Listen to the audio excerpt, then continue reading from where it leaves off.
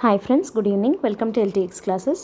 మనం 11th class NCERT history సిరీస్ని start చేసుకున్నాము అండ్ 4 చాప్టర్స్ కంప్లీట్ అయ్యాయి. ఈరోజు మనం 5th chapter the stone copper age అనే చాప్టర్ని ఈరోజు మనం ఈ వీడియోలో డిస్కస్ చేద్దాం. Okay, before going to start the session today ఒక important announcement from LTX classes ఏంటంటే యూపీఎస్సీ ఇన్ఫినిటీ ఆన్లైన్లో మీరు తీసుకోవాలి అనుకుంటున్నట్టయితే లైవ్ అండ్ రికార్డెడ్ క్లాసెస్ మీకు ఇవ్వడం జరుగుతుందన్నమాట. సో దాంట్లో ఏమేమి ఇంక్లూడ్ అయి ఉంటాయి? GS prelims cum mains, NCERT foundation classes, current affairs, సీసాట్తో పాటు ప్రిలిమ్స్కి సంబంధించిన టెస్ట్ సిరీస్ ప్రోగ్రామ్ అండ్ మెయిన్స్కి సంబంధించిన ఆన్సర్ రైటింగ్ కూడా ఇందులోనే ఇంక్లూడ్ అయి ఉంటుంది. అండ్ ఈ ఓవరాల్ కోర్స్కి ఫీ వచ్చేసి 60,000 రూపీస్ మాత్రమే. అండ్ దట్టు మీరు అది అట్ ఎ టైం పే చేయాల్సిన అవసరం లేదు. పర్ మంత్ 5,000 రూపీస్ లాగా మీరు పే చేసుకోవచ్చు. అండ్ కోర్స్ వచ్చేసి మీకు లైఫ్ టైం వ్యాలిడిటీ తోటి ఇవ్వడం జరుగుతుందన్నమాట. దీనికి సంబంధించిన కొత్త బ్యాచెస్ July 1st నుండి స్టార్ట్ అవుతున్నాయి. సో కాబట్టి మీరు ఒకవేళ July 1st నుంచి కొత్త బ్యాచెస్లోకి ఎన్రోల్ అవ్వాలి అని అనుకుంటున్నట్టయితే మీరు ఫీ కనుక July 1st లోపే పే చేస్తే మీకు 60,000 రూపీస్కి ఈ కోర్స్ ఇవ్వడం జరుగుతుంది. అదర్వైజ్ July 1st తర్వాత మీరు జాయిన్ అయితే మాత్రం ఫీజ్ అనేది 70,000 రూపీస్ అవ్వబోతోంది. సో ఫీ హైక్ అలర్ట్ ఇది. If you want to subscribe to this course, hurry up in subscribing before July 1st. Otherwise 10,000 rupees మీరు అడిషనల్గా పే చేయాల్సి ఉంటుంది అనమాట. సో దీనికి సంబంధించి మీకు ఏదైనా డౌట్స్ ఉన్నట్టయితే you can contact this number. ఒకవేళ మీరు ఆఫ్లైన్లో యూపీఎస్సీ క్లాసెస్ అటెండ్ అవ్వాలి అని అనుకుంటున్నట్టయితే ఎల్టీఎక్స్ క్లాసెస్ ఆఫ్లైన్ బ్రాంచ్ వచ్చేసి వైజాగ్లో కొత్త బ్యాచెస్ స్టార్ట్ అవుతున్నాయి యూపీఎస్సీ ఆఫ్లైన్. సో దీనికి సంబంధించి మొత్తం మీకు జిఎస్, సీసాట్ ఇందాక ఏవేవైతే చెప్పామో అవన్నీ ఇంక్లూడ్ అయి ఉంటాయి. ఇంక్లూడింగ్ మీకు మెటీరియల్ కూడా, అంటే మీకు యూపీఎస్సీ ప్రిపరేషన్లో ఏమేమి బుక్స్ అయితే అవసరం పడుతుందో ఆ మొత్తం మెటీరియల్ అంతా మీకు ఇవ్వడం జరుగుతుంది. ఒక సెట్ లాగా 19 బుక్స్ సెట్. అండ్ దాంతోపాటు air conditioned class rooms and fully digitalised అనమాట అవి కూడా. సో మీరు ఒకవేళ ఆఫ్లైన్ రావాలి అని అనుకుంటున్నట్టయితే then you can come to Vizag directly. And మీరు వచ్చి ఒక 1 వీక్ పాటు ఫ్రీ డెమో సెషన్స్ని వినొచ్చు. అక్కడ ఫ్యాకల్టీ తోటి ఇంటరాక్ట్ అవ్వచ్చు, స్టూడెంట్స్ తోటి మాట్లాడచ్చు. అండ్ ఏదైనా డౌట్స్ ఉన్నా మెంటర్స్ తోటి క్లారిఫై చేసుకొని then you can join LTX classes offline batch అనమాట. సో దీనికి సంబంధించి మీకు ఏదైనా డౌట్స్ ఉన్నా కూడా you can contact the same number. Or else మీరు డైరెక్ట్గా మీరు బ్రాంచ్కి అటెండ్ అవ్వాలి అని అనుకుంటున్నట్టయితే దెన్ సెక్టార్ 8 ఎంబీపీ కాలనీ విశాఖపట్నంలో ఎల్టీఎక్స్ క్లాసెస్ బ్రాంచ్ ఉంది. So you can come directly out there and 1 week free demo sessions విని డిసైడ్ అవ్వచ్చు. ఓకే, సో ఇదన్నమాట. అండ్ ఈరోజు మనము 11th క్లాస్ ఎన్సీఆర్టీ హిస్టరీ సిరీస్లో ఆల్రెడీ మనం ఏమేమి డిస్కస్ చేసాము, ఫస్ట్ కంటెంట్స్ చూసాము, ఆ తర్వాత resources to know about the reconstruction of హిస్టరీని రీకన్స్ట్రక్ట్ చేయాలి అని అంటే మనకు ఉన్నటువంటి సోర్సెస్ ఏంటి అనేవంతా డిస్కస్ చేసాము. అండ్ దాంతోపాటు మనము జాగ్రఫికల్ సెట్టింగ్ ఆఫ్ ఇండియా, అసలు ఇండియా ఎలా ఉంది, జాగ్రఫీకి హిస్టరీకి ఉన్నటువంటి ఆ ఇంట్రెన్సిక్ లింక్ ఏంటి అనేది మనం ఒక క్లాస్లో డిస్కస్ చేయడం జరిగింది. అండ్ ఆ తర్వాత మనము స్టోన్ ఏజ్ అంటే ప్రీ హిస్టారిక్ ఏజ్ అనేది స్టార్ట్ అయిందనమాట. అంటే స్టోన్ ఏజ్ అని అంటాం దాన్ని. It is divided into 3 periods like Palaeolithic age, Mesolithic age, Neolithic age అని 3 ఫేజెస్గా స్టోన్ ఏజ్ అనేది డివైడ్ అయింది. వాటి గురించి అండ్ వాటి ఫీచర్స్ గురించి, అవి ఎక్కడెక్కడ ఉన్నాయి, Palaeolithic, Mesolithic, Neolithic sites in India ఏవి, అవంతా కూడా మనము డిస్కస్ చేయడం జరిగింది. అండ్ దట్టు యూపీఎస్సీ ప్యాటర్న్లో ప్రిలిమ్స్కి అయితే దాని మీద క్వశ్చన్స్ ఎలా రావచ్చు, మెయిన్స్కి అయితే ఎలా రావచ్చు అని చెప్పి మనం డిస్కస్ చేసాం. అండ్ దాని కంటిన్యూయేషన్ నియోలిథిక్ తర్వాత మనం హిస్టరీలో నెక్స్ట్ ఫేజ్ ఏంటి అని అంటే దాన్నే స్టోన్ కాపర్ ఏజ్ అని చెప్పి అంటామన్నమాట. సో నెక్స్ట్ చాప్టర్ 5 వచ్చేసి మనకి స్టోన్ కాపర్ ఏజ్ అని చెప్పి బుక్లో ఉంటుంది. సో ఈ స్టోన్ కాపర్ ఏజ్ అనేది ఒక ట్రాన్సిషనల్ ఏజ్, అంటే ఒక పీరియడ్ నుంచి ఇంకో పీరియడ్కి మధ్యలో ఉండేటువంటి ఒక ఫేజ్ అనమాట ఇది. సో ఈ స్టోన్ కాపర్ ఏజ్ అనేది దీన్నే మనము ఏమని పిలుస్తాము అని అంటే we also call this as Chalcolithic period అని చెప్పి పిలుస్తాం. స్టోన్ కాపర్ అంటే స్టోన్ ఉంది, స్టోన్తో పాటు స్టోన్ యూసేజ్ ఎగ్జిస్టెన్స్లో ఉంది. అండ్ దాంతోపాటు కాపర్ వాడకం అనేది కూడా మొదలైందనమాట. కాపర్ మెటల్ని వాడకం కూడా స్టార్ట్ అయింది. అంటే నెక్స్ట్ పీరియడ్ దీని తర్వాత వచ్చేసి మనకి ఇండస్ వ్యాలీ సివిలైజేషన్ వస్తుంది. అప్పటికది బ్రాంజ్ ఏజ్ అనమాట. సో బ్రాంజ్ యొక్క వాడకం మొదలైంది, కానీ బ్రాంజ్ కన్నా ముందు కాపర్ స్టార్ట్ అయిందనమాట. సో ఇక్కడ the coexistence of the stone and the copper can be seen in this period. కాబట్టి దీన్ని మనము స్టోన్ కాపర్ ఏజ్ అని అంటాము. అందుకే దీన్ని చాల్కోలిథిక్ అని చెప్పి పిలుస్తాం. చాల్కోలిథిక్ ఫేజ్ అనమాట. So it represents a significant transitional phase in the human history bridging the neolithic age. Neolithic అంటే న్యూ స్టోన్ ఏజ్ అంటాం కదా, మనం ఆల్రెడీ డిస్కస్ చేసాం దీని గురించి. నియోలిథిక్ ఏజ్కి అండ్ బ్రాంజ్ ఏజ్కి నెక్స్ట్ ఏజ్ని బ్రాంజ్ ఏజ్ అంటాము అని అన్నాం కదా. బ్రాంజ్ ఏజ్లోనే ఇండస్ వ్యాలీ సివిలైజేషన్ని మనం చూస్తాం. సో ఈ బ్రాంజ్ ఏజ్కి ఈ నియోలిథిక్ ఏజ్కి మధ్యలో ఉండే ఒక ట్రాన్సిషనల్ ఫేజ్ లాంటిదే ఈ స్టోన్ కాపర్ ఏజ్ అనేది. అండ్ ఇండియాలో ఇట్ రఫ్లీ spans from 3000 BC to 700 BC. ఏ టైం పీరియడ్లో ఇది 3000 BC నుంచి 700 BC మధ్యలో ఈ చాల్కోలిథిక్ పీరియడ్ అనేది మనము చూడొచ్చు. And it is characterised by the initial use of the copper along side the existence of stone tools. ఇందాక మనం చెప్పుకున్నట్టు స్టోన్ టూల్స్ ఉన్నాయి, వాటిని కంప్లీట్గా ఆపేసి కాపర్ వాడకం అనేది రాలేదన్నమాట. కో ఎగ్జిస్టెన్స్ అంటే స్టోన్ టూల్స్ని వాడుతూ దాంతోపాటు కాపర్ని అలాంగ్ సైడ్ వాడుతూ వచ్చారు. సో అందుకనే దీన్ని చాల్కోలిథిక్ పీరియడ్ అని చెప్పి పిలుస్తాం, లేదా స్టోన్ కాపర్ ఏజ్ అని కూడా అంటామన్నమాట. And this era witness the development of the settled village life, early agriculture and the domestication of animals. మనం నియోలిథిక్ ఏజ్లోనే చూసాము కదా. సో పాలియోలిథిక్ ఏజ్ వచ్చేసరికి అసలు వాళ్ళకి అగ్రికల్చర్ అంటేనే తెలియదు, వాళ్ళు జస్ట్ హంటర్ గ్యాదరర్స్ అని అన్నాము. మెసోలిథిక్ ఏజ్ వరకు వచ్చేసరికి ప్రోటో అగ్రికల్చర్ ప్రాక్టీసెస్ని మనం చూసాము. అంటే అగ్రికల్చర్ కాదు, అది అగ్రికల్చరు మనం పండించాలి ఇట్లాంటివి వాళ్ళకి తెలియదు, బట్ అట్లాంటి సిమిలర్ ప్రాక్టీసెస్ని వాళ్ళు చేయడం జరిగింది మెసోలిథిక్లో. వెరాజ్ నియోలిథిక్ వచ్చేసరికి అగ్రికల్చర్ అనేది వాళ్ళకి తెలిసింది, అండ్ ఏమేమి గ్రెయిన్స్ పండించారు అని కూడా మనము లాస్ట్ వీడియోలో డిస్కస్ చేసాం. ఒకవేళ చూడనట్టయితే ఆ వీడియో ఒకసారి మీరు చూడండి. ఓకే, సో నియోలిథిక్ ఏజ్కి వచ్చేసరికి మనము మళ్ళీ ఒకసారి పాలియోలిథిక్ వద్దాం. పాలియోలిథిక్ ఏజ్లో మనిషి ఎలా ఉండేవాడు? నొమాడిక్ లైఫ్ స్టైల్, అంటే లైక్ తిరుగుతూ ఉండేవాడు, ఒక చోట సెటిల్డ్ లైఫ్ స్టైల్ అనేది ఉండేది కాదు కదా. అదే మనం మెల్లమెల్లగా మెసోలిథిక్ వచ్చేసరికి, తర్వాత నియోలిథిక్ వచ్చేసరికి సెటిల్మెంట్స్ అనేవి స్టార్ట్ అయ్యాయి. సెటిల్మెంట్ అంటే ఒక చోట ఉండాలి, ఒక ఇల్లు ఉండాలి, ఒక షెల్టర్ అనేది ఉండాలి, ఒక హౌస్ మనం కన్స్ట్రక్ట్ చేసుకోవాలి, అంటే ఒకలాంటి దాంట్లో మనము ప్రొటెక్టెడ్గా మనం బతకాలి అన్నది మనిషికి తెలిసిండేది ఎప్పటి నుంచి అంటే నియోలిథిక్ టైం పీరియడ్ నుంచి. సో అది అట్లాగే స్టోన్ కాపర్ ఏజ్లో కూడా కంటిన్యూ అయ్యింది. సెటిల్డ్ విలేజ్ లైఫ్ని, విలేజెస్ అనేవి మెల్లమెల్లగా ఫామ్ అవ్వడం స్టార్ట్ అయ్యాయి నియోలిథిక్ ఏజ్లోనే అని మనం చెప్పుకున్నాం. అండ్ అది ఇంకా ఫర్దర్గా కంటిన్యూ అయిందనమాట. సెటిల్డ్ విలేజ్ లైఫ్ని, అర్లీ అగ్రికల్చర్ని అండ్ డొమెస్టికేషన్ ఆఫ్ యానిమల్స్ కూడా మనము నియోలిథిక్ ఏజ్లోనే చూసాము. And that also continue during the stone copper age. And the first animal to get domesticated is dog అని మనము చెప్పుకున్నాం కదా. సో కుక్క అనేది ఫస్ట్ డొమెస్టికేట్ అయినటువంటి యానిమల్. ఆ తర్వాత పిగ్ కానీ, తర్వాత హార్స్ కానీ, క్యాటిల్, ఇట్లాంటి వాటిని అన్నింటినీ మెల్లమెల్లగా మనిషి డొమెస్టికేట్ చేసుకుంటున్నాడు. అంటే పెంపుడు జంతువులుగా వాటిని వైల్డ్ నుంచి డొమెస్టికేట్ చేసుకుంటూ పెంపుడు జంతువులుగా మార్చుకోవడం స్టార్ట్ అయ్యిండేది నియోలిథిక్ ఫేజ్లోనే. అయినా కూడా అది మెచ్యూర్డ్ రేంజ్కి వచ్చిండేది ఎక్కడ అంటే స్టోన్ కాపర్ ఏజ్లో. అంటే దాన్నే మనం ఏమంటున్నాము, చాల్కోలిథిక్ పీరియడ్ అని చెప్పి పిలుస్తామన్నమాట. ఈ చాల్కోలిథిక్ పీరియడ్ అనేది ఏ ఇయర్ నుంచి ఏ ఇయర్ వరకు ఉంది ఇండియాలో అని అంటే, ఇన్ ఇండియా ఇట్ రఫ్లీ spans from 3000 BC to 700 BC అని చెప్పి చెప్తున్నాం.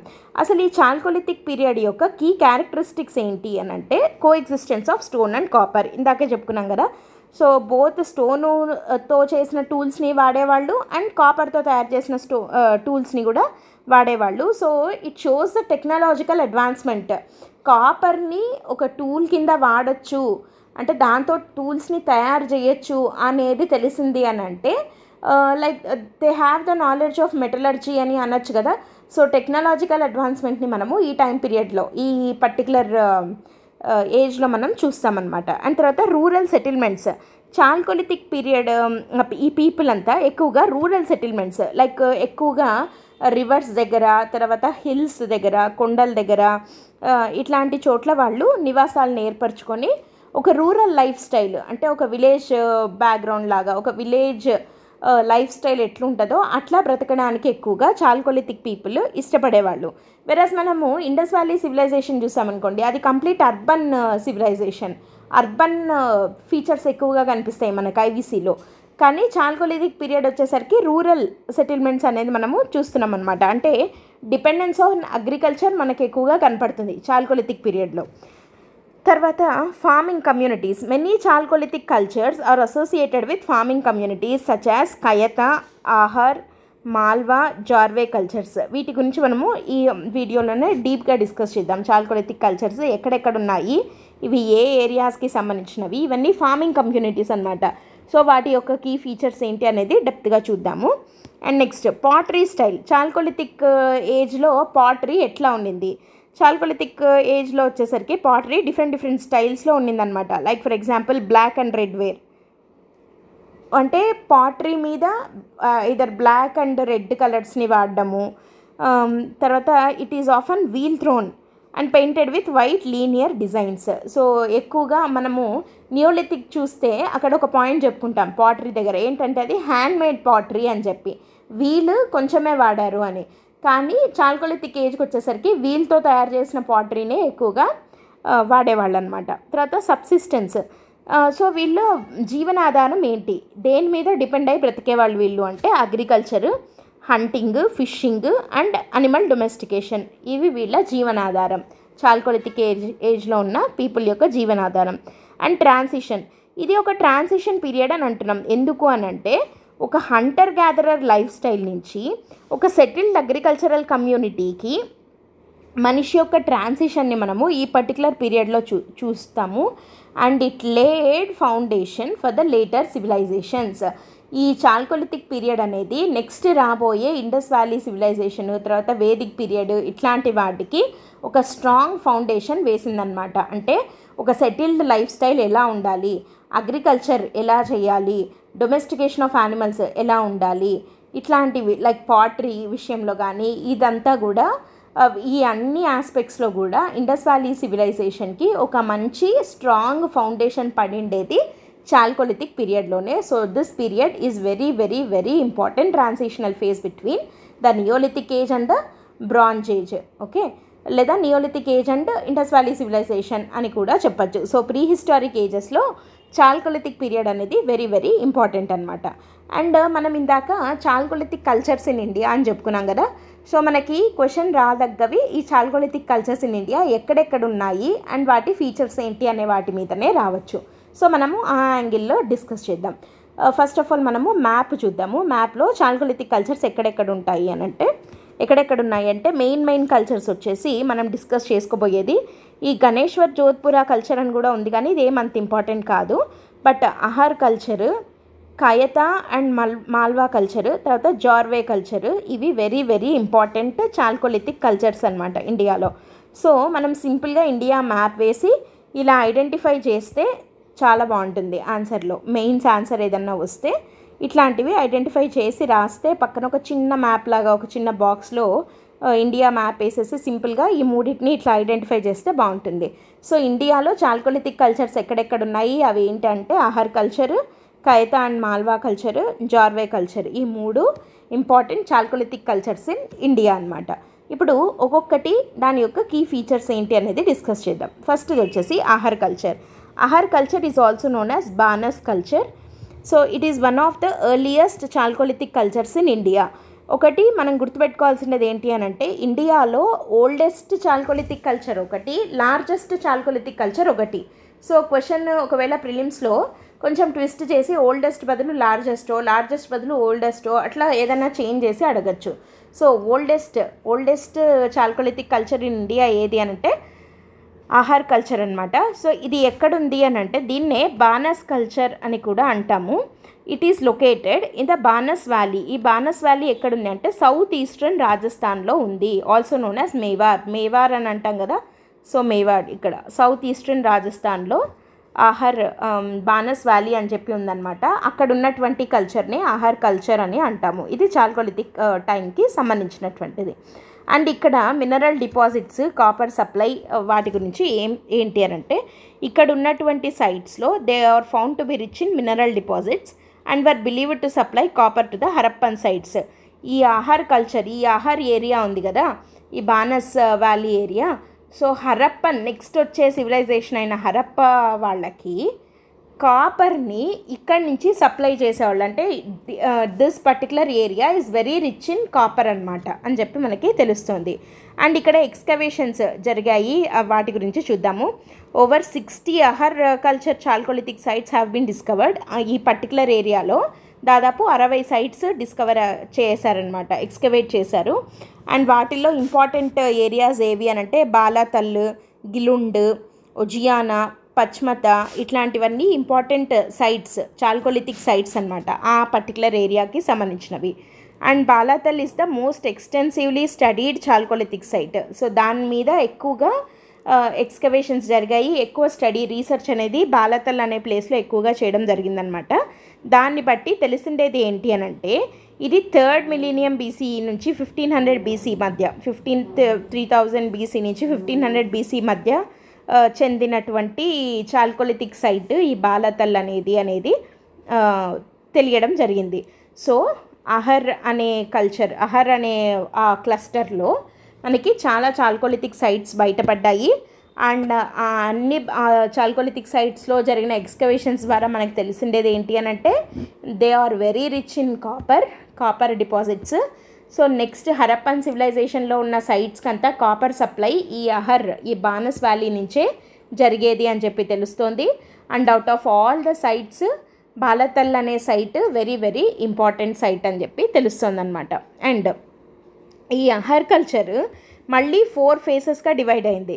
Early Ahar, transitional phase, mature Ahar, later Ahar అని చెప్పి. సో ఎందుకు అనంటే లైక్ దాంట్లో మళ్ళీ కొంచెం డిఫరెన్సెస్ ఉన్నాయన్నమాట. అహర్ కల్చర్లో మళ్ళీ కొన్ని డిఫరెన్సెస్ ఉన్నాయి. ఎట్లా అర్లీ అహర్లో వచ్చేసి అంటే బాలాతల్లో దొరికిన కొన్ని ఎక్స్కవేషన్స్ ద్వారా అక్కడ ఉన్న కొన్ని ఇళ్ళు తర్వాత మట్టితోటి, బ్రిక్స్ తోటి తయారు చేసినటువంటి హౌసెస్ ఉండేవి. అండ్ 8 రకాల పాటరీ దొరికాయి. And firing technique, divorce beads అంటాం కదా, ఇట్లా లైక్ డిజైన్ బీడ్స్ లాగా ఉంటాయి రౌండ్గా. సో అలాంటివి కొన్ని దొరికాయి.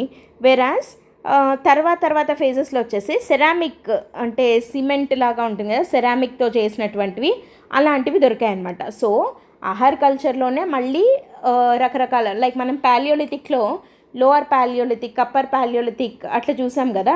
సో అట్లా అహర్లో కూడా మళ్ళీ ట్రాన్సిషనల్ ఫేజెస్ అనేవి ఉన్నాయన్నమాట. ఇంకా సెటిల్మెంట్ ప్యాటర్న్స్ విషయానికి వద్దాం. ఇందాక చెప్పుకున్నట్టు స్టోన్తో చేసినవి, మడ్తో చేసినవి, మడ్ బ్రిక్ హౌసెస్, వీటితో తయారు కట్టినటువంటి ఇళ్లల్లో ఉండేవాళ్ళు in this Ahar culture. And తర్వాత మనము ఇంకేం చూడొచ్చు, సెరామిక్స్, మెటల్ వర్కింగ్, తర్వాత బీడ్ ఇండస్ట్రీస్, ఇవన్నీ కూడా ఈ ఫేస్లో ఎక్కువగా గమనించవచ్చు.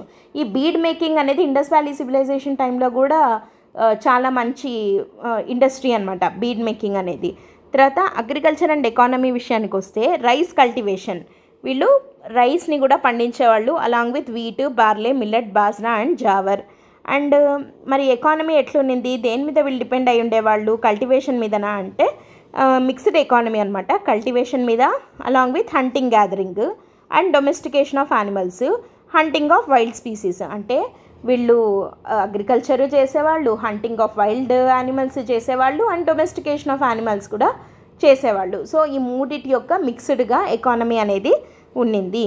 అండ్ కల్చరల్ ఆస్పెక్ట్ విషయానికి వస్తే ఈ పర్టికులర్ ప్లేసెస్లో ఈ అహర్ కల్చర్ సైట్స్ ఏవైతే ఉన్నాయో ఈ బాలాతల్ ఇట్లాంటి చోట్ల మనకి బుల్ ఫిగరిన్స్ అనేవి ఎక్కువగా దొరికాయి అన్నమాట. లార్జ్ నెంబర్స్లో ఏం దొరికాయి, బుల్ యొక్క బొమ్మలు దొరికాయి. సో అది ఒక రిలీజియస్ సింబల్గా వాళ్ళు కొలిచేవాళ్ళు అని చెప్పి మనం కన్క్లూడ్ చేయొచ్చు దాని నుంచి. మరి ఇది ఎట్లా డిక్లైన్ అయింది, ఇది ఎప్పుడు డిక్లైన్ అయింది అని అంటే, ఎందుకు డిక్లైన్ అయింది అని అంటే 2nd మిలీనియం బీసీలో డ్యూ టు ఇన్హాస్పిటబుల్ క్లైమేట్, అంటే లైక్ క్లైమేట్ చేంజ్ విపరీతంగా రావడం వల్ల, అక్కడ నివాసయోగ్యంగా లేకపోవడం వల్ల, ఇన్హాస్పిటబుల్గా ఉండడం వల్ల ఈ అహర్ కల్చర్ అనేది డిక్లైన్ అయింది అని చెప్పచ్చు అనమాట. సో చాల్కోలిథిక్ కల్చర్స్లో ఒక మెయిన్ కల్చర్ అహర్ కల్చర్. సింపుల్గా చెప్పాలంటే ఇది ఎక్కడుంది, సౌత్ ఈస్టర్న్ రాజస్థాన్లో మనం ఈ కల్చర్ని చూడొచ్చు. ఇక్కడ ఇది ఎలా ఉన్నింది, దీంట్లో మళ్ళీ ఫేజెస్ ఉండేవి. సింపుల్గా చెప్పాలంటే దీంట్లో ఉన్న సైట్స్లో బాలాతల్ అనేది ఒక ఇంపార్టెంట్ సైట్. అండ్ ఇక్కడ దొరికిన ఎక్స్కవేషన్స్లో దొరికిన దాన్ని బట్టి మనకి ఏం తెలుస్తుందంటే వెరీ రిచ్ ఇన్ కాపర్ అనమాట. అది హరప్పన్ సైట్స్కి కూడా ఇక్కడ నుంచి సప్లై అయ్యేది. అండ్ వీళ్ళ హౌసింగ్ ప్యాటర్న్ వచ్చేసి మడ్ బ్రిక్స్, తర్వాత మడ్ తోటి కట్టిన ఇల్లు, స్టోన్ తోటి కట్టిన ఇళ్ళల్లో వీళ్ళు ఉండేవాళ్ళు. అండ్ తర్వాత పాటరీ ఉన్నింది అండ్ బీడ్ మేకింగ్ వీళ్ళకు మోస్ట్ ఇంపార్టెంట్. అండ్ తర్వాత అగ్రికల్చర్లో మనకి రైస్, వీట్, బార్లే, జావర్ ఇట్లాంటివన్నీ పండించేవాళ్ళు. తర్వాత ఎకానమీ ఎట్లా ఉన్నింది, మిక్స్డ్ ఎకానమీ, అగ్రికల్చర్తో పాటు domestication of animals, hunting of wild species ఇవన్నీ చేసేవాళ్ళు. సరే, మరి మొత్తానికి ఇంత బాగుంది కదా, మరి ఎలా డిక్లైన్ అయింది అంటే బికాస్ ఆఫ్ ఇన్హాస్పిటబుల్ క్లైమేట్ ఈ బానస్ వ్యాలీ దగ్గర ఉన్నటువంటి ఆహార్ కల్చర్ అనేది డిక్లైన్ అయింది అని చెప్పి తెలుస్తుంది మనకి. Okay, let us move on to the second one వచ్చేసి కయతా కల్చర్. ఈ కయతా కల్చర్ అనేది ఎక్కడుంది, దీని ఇంపార్టెంట్ ఫీచర్స్ ఏంటి? కయతా కల్చర్ అనేది this culture is named after the chalcolithic site Kayatha. Kayatha అనేది ఒక ప్లేస్ అనమాట. ఇది మధ్యప్రదేశ్లోని ఉజ్జయిని డిస్ట్రిక్ట్. ఇక్కడ మనము చూస్తే మ్యాప్లో గమనించవచ్చు కదా, ఇది మధ్యప్రదేశ్లోని ఇక్కడ ఉజ్జయిని డిస్ట్రిక్ట్లో ఉందన్నమాట కయతా అనే ఒక ప్లేస్. ఆ ప్లేస్ మీద కయతా కల్చర్ అని చెప్పి దీన్ని మనం పిలుస్తాము. మరి ఈ కయతా కల్చర్లో ఇంపార్టెంట్ పాయింట్స్ ఏంటి అని అంటే సేమ్ అట్లాగే ఉంటాయి మనకు.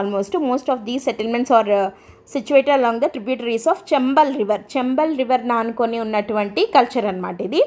అండ్ దీని యాక్చువల్గా కయతా యొక్క ఏన్షియంట్ నేమ్ ఏంటి అని అంటే కపిత్తక అంటే ఏంటి అని అంటే మనకి వరాహస్వామి అని అంటారు కదా, వరాహ అవతారం.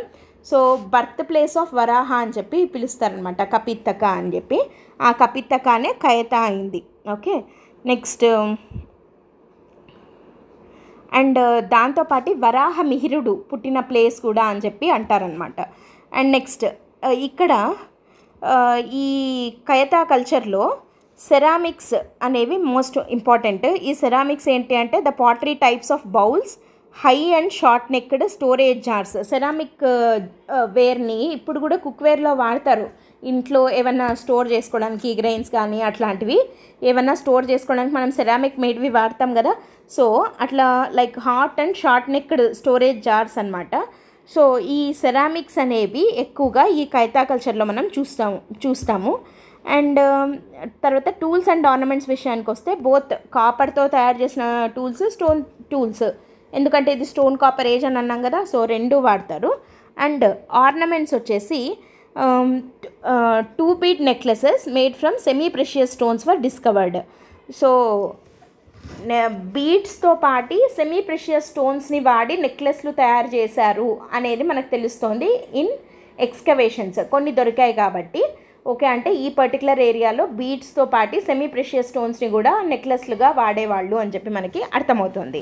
అండ్ వీళ్ళ లైఫ్ స్టైల్ అండ్ ఎకానమీ విషయానికి వద్దాం. వీళ్ళు చిన్న చిన్న హట్స్లో ఉండేవాళ్ళు విత్ టాచ్డ్ రూఫ్స్.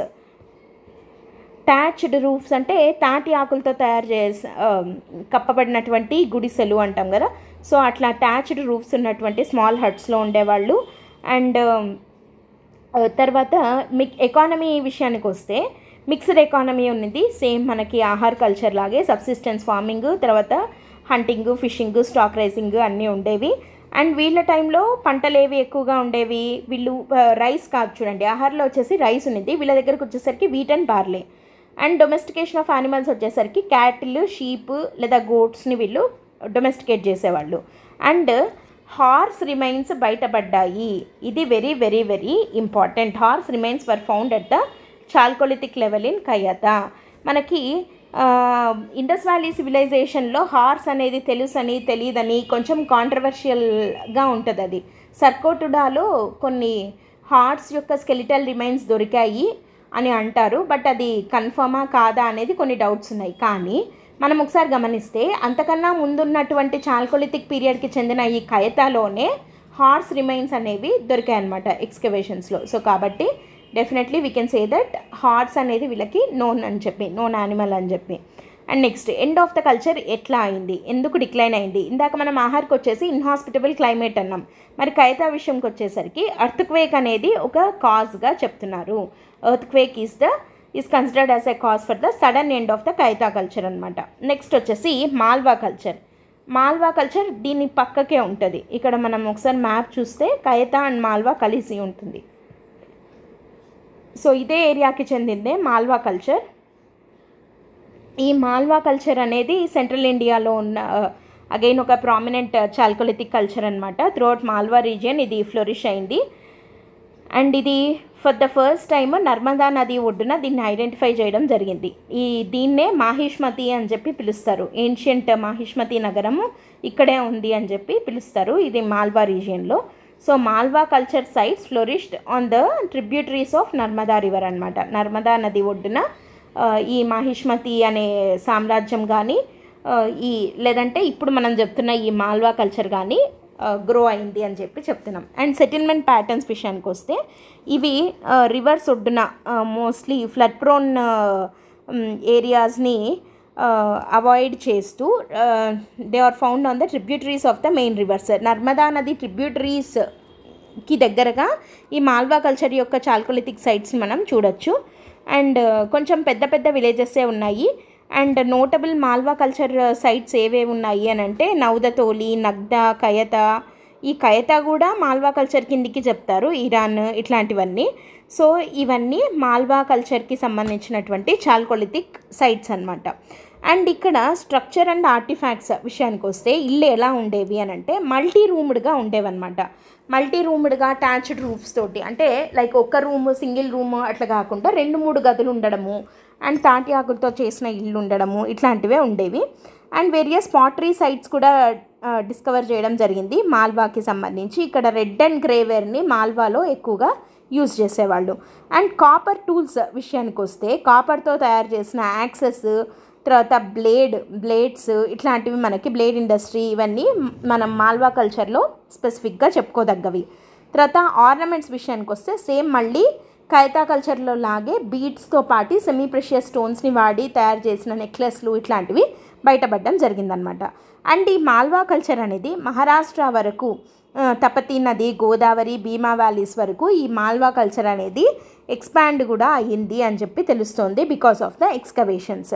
ఓకే. అండ్ వీళ్ళ ఫుడ్ విషయానికి వస్తే వీళ్ళు wheat, barley, jowar, rice, legumes, తర్వాత ఆయిల్ సీడ్స్, ఫ్రూట్స్ ఇట్లాంటివన్నీ వీళ్ళు ఎక్కువగా వాడేవాళ్ళు. And animal flesh was also part of chalcolithic diet అనమాట.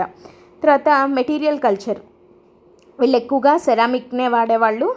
And other material assemblages belong to blade tools, తర్వాత కాపర్తో తయారు చేసిన ఆర్టిఫాక్ట్స్, బీడ్స్ ఇట్లాంటివి ఎక్కువగా యూజ్ చేసేవాళ్ళు. అండ్ వీళ్ళ రిలీజియస్ బిలీవ్స్ విషయానికి వస్తే టెర్రకోటా ఫీమేల్ ఫిగర్స్ని మనం ఎక్కువగా చూడొచ్చు. టెర్రకోటా అంటే ఒకలాంటి మట్టి లాగా ఉంటుంది కదా, సో దాంతో తయారు చేసిన బుల్ ఫిగర్స్ని, తర్వాత పెయింటెడ్ మేల్ ఫిగర్స్ని మనం చూడొచ్చు. అండ్ ఫైర్ వర్షిప్ అనేది కూడా ఎక్కువగా మనకి కనపడుతూ ఉంటుంది. ఫైర్ అల్తార్స్ కనపడుతూ ఉంటాయి. ఈ ఫైర్ అల్తార్ కల్చర్ అనేది మనకి ఇండస్ వ్యాలీ సైట్స్లో కూడా గమనిస్తాం మనం కదా. సో ఫైర్ అల్తార్ అంటే ఏంటి అని అంటే హోమగుండం అంటాం కదా, లైక్ ఇట్లా ఉంటుంది, హోమాలు అవి చేస్తూ ఉంటారు ఇట్లా హోమగుండం లాగా. సో దీన్ని ఫైర్ అల్తార్స్ అని చెప్పి అంటారు. ఈ ఫైర్ అల్తార్స్ అనేది చాల్కోలిథిక్ టైం నుండి తర్వాత ఇండస్ వ్యాలీ టైంకి కూడా అది అలాగే కంటిన్యూ అయింది. మరి ఇది ఇట్లాంటిది ఈ మాల్వా కల్చర్ ఇంత ఇంపార్టెంట్ అని అంటున్నాం కదా, మరి హౌ ఇట్ గాట్ డిక్లైన్డ్. మనకి ఆహార కల్చర్ వచ్చేసి ఇన్హాస్పిటబుల్ క్లైమేట్ వల్ల అన్నాం. తర్వాత కైతా కల్చర్ వచ్చేసి ఎర్త్ క్వేక్ వల్ల అన్నాం. మరి మాల్వా కల్చర్ వచ్చేసి ఇది కూడా అగైన్ క్లైమేట్ డిటీరియేషన్ వల్లే, ఇన్హాస్పిటబుల్ క్లైమేట్ వల్లే మాల్వా కల్చర్ కూడా డిక్లైన్ అయ్యింది. మధ్యప్రదేశ్లో స్టార్ట్ అయింది నర్మదా నది ట్రిబ్యూటరీస్ మీద, but it expanded to Godavari, తర్వాత తపతి, ఇట్లా మహారాష్ట్ర అంతా కూడా స్ప్రెడ్ అయింది. But it got decline because of climate deterioration అని చెప్పి చెప్తున్నాం. నెక్స్ట్ కల్చర్ వచ్చేసి జార్వే కల్చర్. మళ్ళీ ఒకసారి మ్యాప్ దగ్గరికి వద్దాం. So here it is Jorwe culture అనేది మనం ఇక్కడ చూస్తున్నాం కదా. ఈ జార్వే కల్చర్ ఏంటి, దీని ఇంపార్టెంట్ ఫీచర్స్ ఏంటి అనేది చూద్దాము. జార్వే కల్చర్ అనేది it is the most important chalcolithic culture of Maharashtra, spanning almost all the state except the coastal strip and Vidarbha coastal Maharashtra కాకుండా మొత్తం మహారాష్ట్ర రీజియన్ అంతా కవర్ చేసిండేది జార్వే కల్చర్. సో దీంట్లో 3 మెయిన్ సెంటర్స్ ఉన్నాయి. ఒకటి వచ్చేసి తపతీ వ్యాలీ, రెండోది వచ్చేసి దైమాబాద్. ఈ Daimabad very very very important. Godavari Pravara నది ఈ రెండింటి మధ్య ఉన్నటువంటి వ్యాలీ దైమాబాద్. అండ్ ఇనామ్గావ్, ఇది వచ్చేసి ఇనామ్గావ్ అంటే భీమరది నది దగ్గర ఉన్నటువంటి వ్యాలీ అనమాట ఇనామ్గావ్. సో ఈ ప్రకాష్, తర్వాత తపతి వ్యాలీ, తర్వాత దైమా గోదావరి ప్రవర మధ్య ఉన్నటువంటి valley, and Inamgaon Bhima valley. ఇవి very very very important. And వీటిల్లో Inamgaon, Daimabad most excavated Jorwe culture sites అనమాట. అండ్ అంతేకాకుండా మనం ఇందాక ఓల్డెస్ట్ ఏది అని అంటే అహర్ అని అన్నాం కదా, అయితే బాలతల్ దాంట్లో ఇంపార్టెంట్ అని చెప్పుకున్నాము. అయితే ఓల్డెస్ట్ అదైతే Daimabad was the largest one అనమాట, చాల్కోలిథిక్ సైట్ ఈ దైమాబాద్ అనేది. అండ్ ఇది మోస్ట్ ఎక్స్కవేటెడ్ కూడా. అండ్ మనం ఇప్పుడు ఏవైతే చెప్పుకున్నామో ఈ తపతి వ్యాలీ, దైమాబాద్, ఇనాంగావ్, ఈ 3 ఏరియాస్ రిచ్ మెటీరియల్ కల్చర్ తోటి ఉన్నవి. ఓకే. అండ్ ఇక్కడ సబ్సిస్టెన్స్ ప్యాటర్న్స్ చూద్దాము. వీళ్ళు డ్రై ఫార్మింగ్ మీద ఎక్కువగా డిపెండ్ అయి ఉండేవాళ్ళు అనమాట ఈ జార్వే కల్చర్కి సంబంధించి. అండ్ వీళ్ళు క్రాప్ రొటేషన్ని కూడా ప్రాక్టీస్ చేసేవాళ్ళు. అంటే ఒకసారి ఒక పంట పండించి నెక్స్ట్ వేరే ఏది పండించడము, ఇట్లా క్రాప్ రొటేషన్ అనేది కూడా వీళ్ళు ఫాలో అయ్యేవాళ్ళు. అండ్ నెక్స్ట్ మెటీరియల్ కల్చర్, వీళ్ళ దగ్గర ఏమేమి ఉండేవి అంటే stone blade, flake industry, ceramic technology, తర్వాత పెయింటెడ్ పాటరీ. ఆ పెయింటెడ్ పాటరీలో కూడా మళ్ళీ వీల్ మేడ్, తర్వాత వెల్ ఫైర్డ్ బేక్డ్ పాటరీ అంటాం కదా, సో కాల్చిన కుండలు తయారు చేయడము, సో ఇట్లా జార్స్ తయారు చేయడము, ఇట్లాంటివన్నీ మనము ఇక్కడ పర్టికులర్గా జార్వే కల్చర్లో మనము చూడొచ్చు అనమాట. అండ్ తర్వాత మెటల్ టెక్నాలజీ, లైమ్ మేకింగ్, ఈ లైమ్ స్టోన్తో సున్నం తయారీ లాగా అట్లాంటివి చేయడము, అదంతా కూడా మనము ఈ జార్వే కల్చర్లో చూస్తాం. అండ్ వీళ్ళ burial practices and religious beliefs విషయానికి వస్తే child burials were found in earns while adult burials had the portion below the ankles chopped off.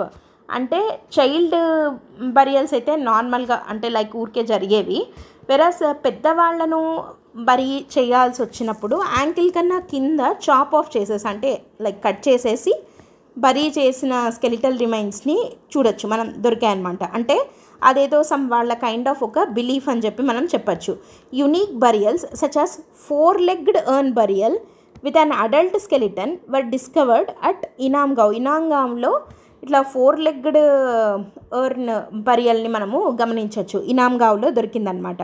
And terracotta figurines దొరికాయి. And that shows they religious beliefs. ఆ terracotta figurines వాటి ద్వారా వాళ్ళ religious believes ఏంటి అనేది మనకి తెలుస్తుంది. అండ్ మరి ఇట్లాంటిది ఎందుకు అగైన్ ఇట్ డిక్లైన్ అంటే again because of climatic deterioration. So ఓవరాల్గా మనకి ప్రీహిస్టారిక్ కల్చర్స్లో నియోలిథిక్ తర్వాత వచ్చినటువంటి చాల్కోలిథిక్ ఏజ్లో, అంటే స్టోన్ కాపర్ ఏజ్ అని అంటున్నాం కదా, ఈ పర్టికులర్ టైం పీరియడ్లో విపరీతమైన క్లైమాటిక్ చేంజెస్ అనేవి జరిగాయి. దానివల్లనే చాల్కోలిథిక్ కల్చర్స్ అయిన ఆహార్ కానీ, కయతా కానీ, మాల్వా కానీ, జార్వే కల్చర్స్ కానీ బికాస్ ఆఫ్ క్లైమాటిక్ డిటీరియోరేషన్ ఈ కల్చర్స్ అనేవి డిక్లైన్ అయ్యాయి. But they laid strong foundations. అంటే వీటి నుంచే మనకి ఇండస్ వ్యాలీ సివిలైజేషన్ అనేది తర్వాత స్టార్ట్ అవ్వడానికి వెరీ స్ట్రాంగ్ ఫౌండేషన్స్ వేసిండేది ఈ చాల్కోలిథిక్ కల్చర్సే అని మనము క్లియర్గా చెప్పచ్చు అనమాట. అండ్ ఇక్కడ మనకి ఇవి పాటరీ కల్చర్స్, ఆక్రే కలర్డ్ పాటరీ కల్చర్ని మనం చూడొచ్చు. And painted grey ware, PGW culture, painted grey ware culture కూడా మనకి ఈ ఫేజ్లోనే ఉంటుంది.